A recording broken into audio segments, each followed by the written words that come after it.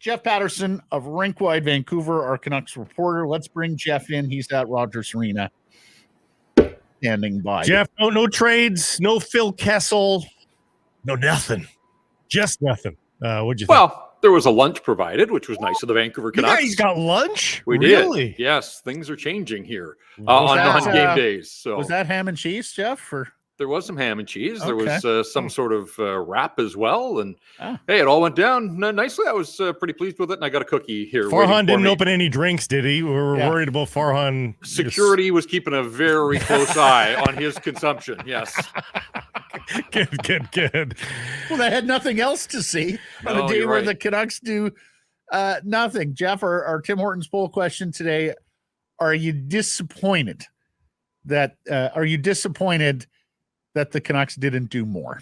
Yeah, I think so. I mean, the reporter in me, absolutely. But just stepping back and looking at what this hockey club's accomplished, and so often we hear about teams rewarding the players for a job well done and supporting them in their efforts of furthering the cause.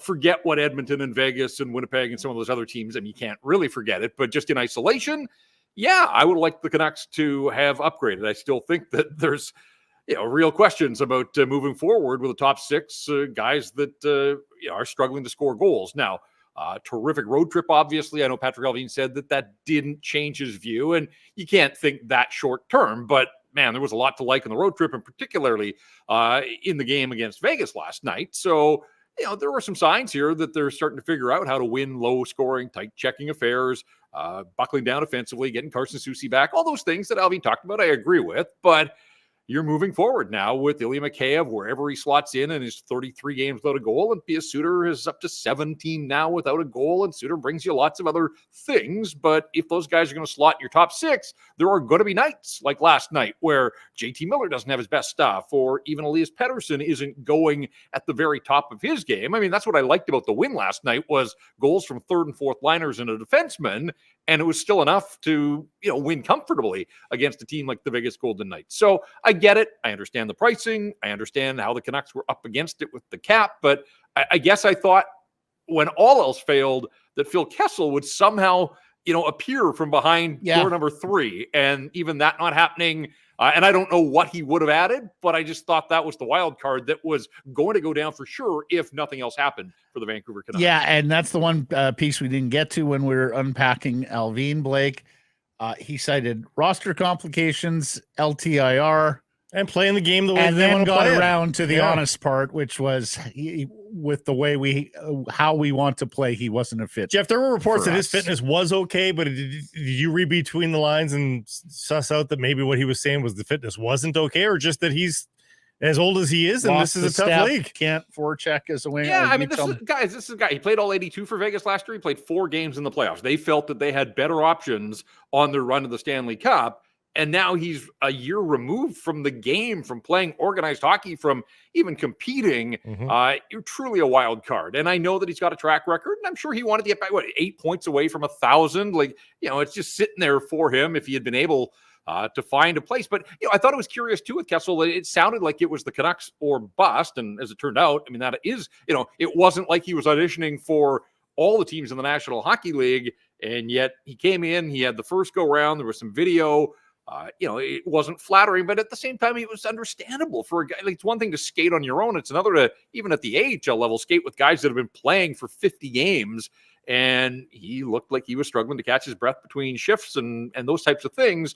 I don't know. I mean, they put a cloak of silence on him. We never saw more video of him after that. A couple of still pictures of him attending Abbotsford Canuck games. But, I don't know ultimately how he ramped it up and how close he would have been to game readiness. But I don't have to worry about that now because that storyline has passed. And so, look, the Vancouver Canucks move forward, as Allvin mentioned a couple of times in his press conference, 89 points. He was clear to point that out, and their full credit for the 89 points that they have amassed. They are first place in their division, and they've done it with the group that they've got. It's just that some of their competitors around them certainly strengthen their roster, and not so much in terms of closing the gap over the regular season. The Canucks may have distanced, like last night with Edmonton losing in Columbus and the Canucks beating Vegas, like that might have been the night that the Canucks did enough to, clinch the Pacific ultimately. but you're going to run into some of those teams come playoff time, and they got better, and the Canucks ultimately did not. Phil Kessel will be in Scottsdale by sundown if he's not already there. Jeff, this team is still trying to outrun the Benning regime's mistakes. The cap space is a large part, a product of that. Mikheyev is their mistake. Mikheyev is their mistake, and that's a surprising mistake, to be honest, because I didn't hate the contract when that one was signed, but between those two things, this team's in a funny spot in that you expect this team to have cap space given that they are just on the beginning of a competitive window. And yet because of the mistakes of years gone by, they have the cap constraints of a team that's sort of trying to, withstand age and a long window that's been going on for some time. So they're acting like a team that's been contending for a while, even though they have not. Yeah, and certainly all through last summer and earlier in the season, we heard an awful lot about a lack of flexibility and still trying to carve out that cap cushion. Now, the ghost of OEL is going to hang over this hockey club for a while still, and he does take up cap space, and it's going to get worse before it gets better. But I think, again, that's where Allvin, repeatedly pointed to the fact that they got through this deadline without parting with any of those assets that he could have parlayed, whether it was Podkolzin or Höglander or any of the recent first rounders. He could have done that, but he didn't want to because he wanted to do things with an eye to the future. And I do think that, we talked about this at length, guys, for much of the season and certainly in the last week, getting the cost certainty of Elias Paterson locked up, I think allows them to recognize that they're a little ahead of schedule this year. Nobody had them pegged to be sitting with 89 points and first in the Pacific at this stage of the season. But now with Demko still under contract for a couple of more years, Hughes on one of the best value contracts in the National Hockey League right now, there is a window that I think you line up, you take your best swing this year, see where it lands you, get some of that experience that Allvin talked about.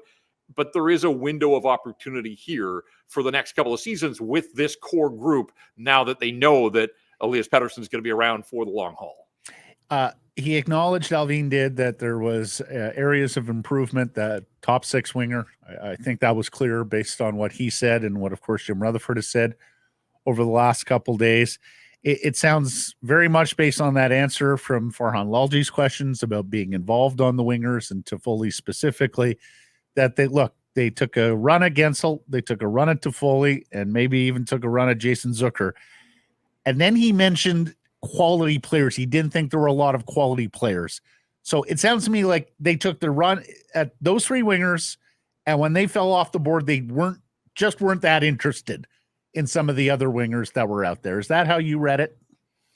Yeah, I would imagine that every team has, they identify their A, B, and C targets, and I don't think the Canucks would be any different there. I guess the question is how many go on to D and E. Was there interest in a guy like Anthony Duclair, who, on a bad San Jose team was up to 16 goals, and I think he had 5 in his last 5 games, was kind of heating up again. Low cost acquisition. Tampa ultimately was willing to get in there, but I did wonder if that was a player that, if those other ones fell through, was that the kind of player that perhaps they would have some interest in? We'll never know because Allvin wasn't telling tales on names. But yeah, look, there's enough intel out there that certainly they were in deep on Gensel. And then I think the asking price got just too ridiculous for them. And whether it was Höglander, whether it was Podkolzin, whether it was one of those recent first rounders, they just didn't want to go down that road. Toffoli, that one is tough. There was just such a natural fit here with the players that he had played with. A right shot guy that scores goals, could step in on the power play, all those types of things. And then the acquisition cost ultimately. And then when you saw that, New Jersey was retaining on top of that, that just felt like, why couldn't they make that deal? But we know that, they still couldn't make that deal. They still need more space. Yeah, exactly. And, depending on, I suppose you can move it. We saw some 2027 draft picks move. So teams are touching those stockpiles now. Whatever the case, Tyler Toffoli is a Winnipeg Jet. And I think that's a great acquisition for them. I liked the Jets before that, and to grab Tyler Toffoli. So, Zucker was never a guy for me. I know he had 27 goals last year, but boy, that looks like the outlier now when you look at his recent performance over the last bunch of years. 32, not big, not physical, only 9 goals. Like, Mikheyev's got more goals this season than Jason Zucker does, and now people were thinking that somehow he might be the answer, and not much of a playoff track record either, and has only been out of the first round once. So that was never a guy that I thought was a fit for the Vancouver Canucks or what they needed. And ultimately, if they had a short list and they couldn't realize anybody on that list, then I suppose they were prepared to stand pat, and that's ultimately what they've done here. Yeah. The other takeaway, Jeff, is, when he listed off the young assets and just said he wasn't prepared to, they weren't all in here. I mean, I think it's pretty clear that Patrik Allvin, drew a line, and that because of the quality, they weren't all in. Yeah. I think even for like if Gensel's got term or something like that, then I think you would have seen them possibly offer up those things. But I mean, where do you think those players are in terms of their evolution, Jeff? Like, Podkolzin's going to get a chance here. That much is clear. Maybe even Baines is going to get a chance, and in part because of no acquisition and no Kessel. Yeah, right? and the kids maybe in Abbey.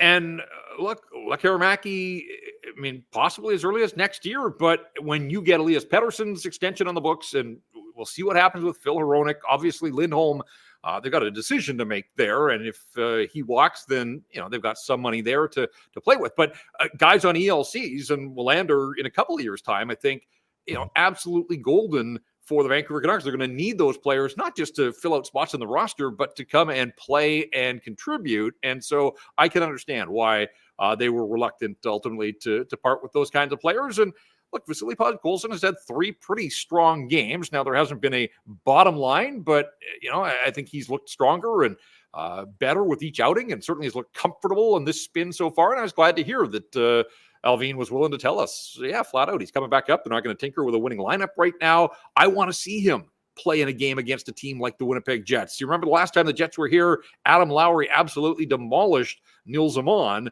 And, Dakota Joshua wasn't playing that night. Like, I want the Canucks to have some guys that can offer some pushback and resistance. And so I think Podkolzin, great opportunity for him against Winnipeg. Colorado's coming in here on Wednesday. Like, the start of this homestand, those are tough games, but they also, guys, they start to get a break now. Winnipeg's in Seattle tonight before they arrive here. Colorado's in Calgary on Tuesday before they arrive here. So the next 2 opponents, good teams, but they're both on the back end of, and this is where the schedule now starts to work in the Canucks' favor, right? Yeah. 9-game homestand, 11 of the next 14 are at Rogers Arena. So if multiple days off before games during this homestand, right, and practice. Yeah. Well, and guys, the proof's in the pudding there. Like, they're 4-1-1 in their last 6 games. They haven't had a back-to-back. They haven't left the Pacific time zone. The schedule has slowed down for them. And as a result, they're starting to look like the Canucks of long stretches of earlier this season. Like, I do think that when you think of how bad they were in Seattle that night, that was the end of that stretch of 10 games and 17 nights. Like, it's just impossible. You're asking too much of these athletes to be able to perform at their highest level. The schedule softened a little bit, and they have been able, get Carson Soucy back, obviously. That helps the defensive structure. And to hear Allvin offer a timeline on Dakota Joshua, that's the first time beyond, it's always been week to week. Unfortunately, it's 10 days to 2 weeks still. So some point on this homestand, but not in the early games, certainly not the first couple, but he's getting there, and they will certainly welcome him back, obviously. And then we'll get a look at, what Rick Tocchet's thinking, his deployment, who's going to be on that third line. Is it Lindholm? Do they try to rekindle the magic with Bluger? I would think that Lindholm's going to get an opportunity between Garland and Joshua when they get their healthy bodies back. Yeah, and you do wonder where Lindholm is going to be at psychologically, emotionally, after hearing his name as a potential trade rumor with that 3-way with Boston and Pittsburgh. I saw Allvin was harsh on the messenger, not necessarily on their. Well, was that on the media or was that on the other team that leaked it? I got that. Well, I took it as that. Yeah. I mean, look, it was either an agent or a team. Yeah. Right. Yeah. So, it comes from within that sanctum.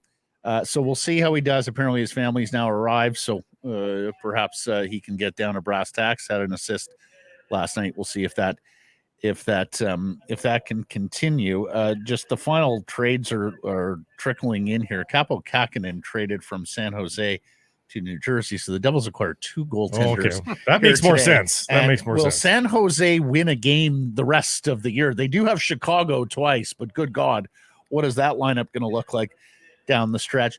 Jeff, were you surprised no character guys like a Pat Maroon and Eric Johnson, like an experienced Stanley Cup champion type low-cost guy? Yeah, absolutely. And I asked the question about the fourth line just because 10 days ago in the morning skate in Seattle, I mean, I felt like that was a bit of a cry for help from Rick Tocchet, that he didn't like what he was seeing from his fourth line. And Patrik Allvin's not wrong. Like, at times, the fourth line, whether it was Höglander early in the season or even Kuzmenko, when they dropped it, like, there was a scoring profile on that fourth line and the potential with matchups that, you might get some goals that way. But when it's Bluger between Lafferty and DiGiuseppe, and I get that DiGiuseppe scored last night, first time he has scored in an NHL goalie since October 27th. These are rare, obviously. And I can't sit here. I follow this team on a daily basis. I don't know what the identity ultimately of that fourth line is. They're not overly physical. Lafferty's got some speed. DiGiuseppe battles, but he's not an intimidating presence that way, and neither is Bluger. So they didn't do anything, and I'd be curious ultimately, and we'll get a chance tomorrow at the morning skate, I guess, to talk to Rick Tocchet. But 10 days ago, it sounded like he was banging the drum for some improvement there. I kind of figured at the very least that, one of those low cost, maybe a guy that's been there and done it a little bit, knows his role. I don't know that Pat Maroon necessarily was the guy, but that sort of profile, obviously. And again, they're electing to move forward here. So let's see what happens. But, to me, usually in playoffs, like, Edmonton goes out and they pick up Corey Perry. Like, there's a guy that, again, I'm not saying that he was the right fit for the Canucks, but the experience, the championship pedigree, but also just the it factor of, willing to go to the greasy areas to stick you and glove you, and like the kinds of things that you have to have some guys that are willing to mix it up a little bit in the playoffs. And again, I don't know what the identity of that fourth line is, but I do agree that on this road trip at the very least, everybody has kind of been in lockstep. And, to get a goal from DiGiuseppe last night to extend a lead from 1-0 to 2-0, absolute gravy for the Vancouver Canucks. So maybe I don't think the floodgates are open for Phil just because he got one, but it was a good step in the right direction. And hopefully there's a little bit more offense. They need to make Podkolzin rageful. They need to get that big body angry. And when Joshua comes back, maybe it is as simple as he drops down and they give him a run on the fourth line and just ask him to be the bull in the china shop kind of guy. So again, we'll see what happens here. They got to get players healthy. Like, that's the thing is, right? Everybody talks about, when Joshua gets back. Well, it's a contact sport. There's no guarantee that somebody else isn't going to be out of the lineup, but wishful thinking and fingers crossed that they've had a pretty healthy season. They've got a couple of guys nicked up right now, but absolutely. They will welcome Dakota Joshua back whenever he gets the green light. It's woulda, coulda, shoulda, but of course it's not just the actions of a general manager that affect the club. Their inaction sometimes can affect the club. Are the Canucks guilty of not moving Mikheyev sooner, before it got to these depths for him of 30 plus games without a goal? And should they have just gone to Tyler Myers and said, Tyler, we need your LTIR space. Can you shut her down here until we get another injury or be back for the playoffs? Those two scenarios, Jeff. Yeah, the Myers one first. I just don't think you can do that to players. Like, I know that teams use the LTIR situation, but if you got a healthy player, he wants to play. And Tyler Myers may be the most popular guy in that Canucks locker room. Like, I think that you heard Quinn Hughes speak out last year about the way that Tanner Pearson's situation went down. I think you would hear some squawking if you had a fully healthy Tyler Myers and he was just being asked to stay in a storage closet somewhere out of sight, out of mind. It'd have to be a big, tall storage closet for him. Roby Da Island, Jeff. He would need his own island. So that one, I think that's a difficult scenario. But Mikheyev, look, I just don't think anybody from the player to the coaching staff and management thought that it would get to the depth of the struggles. And, again, the same things that I just said about DiGiuseppe in the fourth line. Like, were there some baby steps on the road trip? Yeah. But the bar is so low. And I think we have to be careful in this market, guys, to throw a ton of praise and a bunch of flowers. Mikheyev, a good game last night. The bar, again, has been dropped through the floor, that when he's noticeable, Yeah, I mean, it does stand out because he's had such a long run of games where he's been so ineffective here. And I am curious, like, okay, let's just play the game of when they get fully healthy. We just talked about Podkolzin. Like, do you give him an opportunity higher in the lineup? Does he drop down to the fourth line? What do you do with Ilya Mikheyev? And it's hard for me to wrap my head around, like, where is he best slotted on a team that has designs on certainly winning a playoff round? And I think they've got hopes of going deeper than that in the playoffs, but just way too many nights of too much ineffectiveness. It's fourth line. That's all he deserves right now. You got to score your way out. The only place you can play him right now. I know, but then he doesn't fall into any sort of identity for me. Like, if you're looking for a fourth line, he's not physical. Yeah. And there isn't any sort of scoring touch there. I mean, there's too many guys whose penalty killing utility seems to keep them, on the fringes. And that shouldn't be enough in the National Hockey League. And again, I would have liked to have brought in just somebody that could have sparked a little more internal competition, perhaps, and just, shown some guys that their spots can't be taken for granted. So Brandon Duhaime for a third-round pick. I was asked all you aboard. yesterday, would you have gone a second for Brandon Duhaime? I mean, I wasn't willing to go there yesterday, but I look at what didn't happen today, and I think to myself, really steep price for a guy who plays 10 minutes and doesn't what's his score. cap hit, though? It's 1-1 or something like that. It's affordable. Maybe had room for him? Yeah, I think they would have had room for him. I mean, Minnesota could have retained on that. Yeah, maybe. Yeah. Or you find a broker on a small cost. Anyways, all right, Jeff. Well, I'll tell you what. We'll let you get going here. You had the big night here last night with Urf Gafar and Farhan Lalji and his Exploding Beers. And a 9-game homestand means you're going to be in that building a lot going forward. You're going to see a lot of Rogers Arena going forward. Thank you for this, my friend, and we will catch up on Monday. All right, guys. Sounds good. Thanks.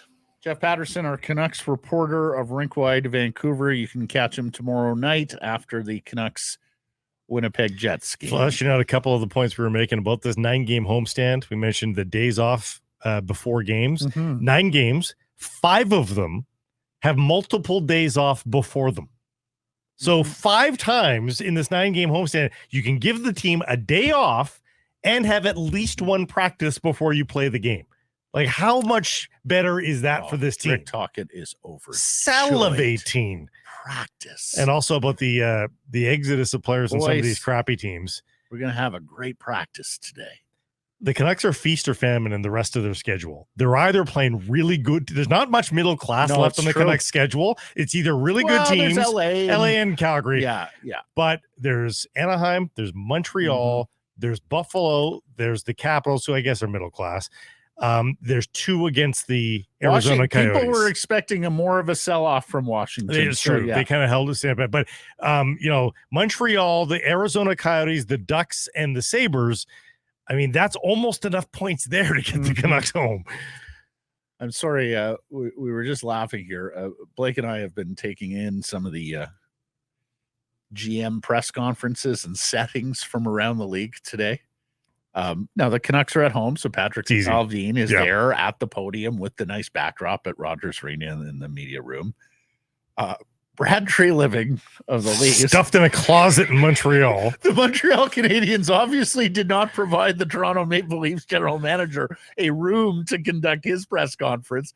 Looked like it was done in the lower concourse, the event level concourse, with a ratty old banner behind him. Then there's Steve Yzerman with Detroit. I would say in Detroit, but I'm not sure if he is in Detroit. Or a minimum security prison. He is not even gracing the Detroit media with his physical presence. He's doing it on Zoom with a white wall behind him. Yeah, not all is created equal. A reluctant equal. Speaker at the best of times, Stevie Y, he has absolutely gone to the bargain room to do the presser for a Detroit Red Wings team that, unless I'm mistaken, did they do absolutely nothing today as well? They're very quiet. I did not see the wing wheel in a lot of places. Seinfeld around the NHL today. Shows about nothing. Yeah.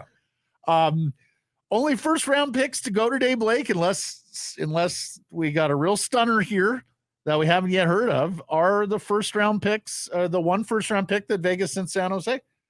Those are the only for first round Thomas, picks traded today. and Edstrom, the center they moved, was a 1st-round pick. And Edstrom, the center they moved, was a 1st-round pick last year. Yeah. But in terms of guaranteed 1st-round picks, Detroit did make they shipped Klim Kostin to So, Matt, San I think Jose. the takeaway from that is if you First-round had picks weren't a thing today. if you outside of the had one cap big space, blockbuster. if you had cap space, it was a buyer's market. Yep. It was. Oh, for sure. The costs were not high as long as you could afford the If player. you had cap space. Yeah. If you had cap space, like Zucker for a 6th, like Dumba for, what did that wind up being? Like a pick swap. A pick swap. I mean, good God. Yeah, like you could get talent. You could get, like, again, Zucker and Dumba are not what they once were, but they're NHL quality depth players for nothing as long as you could afford them. Hey, everybody, if you're enjoying what you're seeing here, then follow along with Sekeres and Price on YouTube. I promise more content coming. The kids call it subscribe on YouTube. Well, how about liking it? Do that as well. Smash it right now.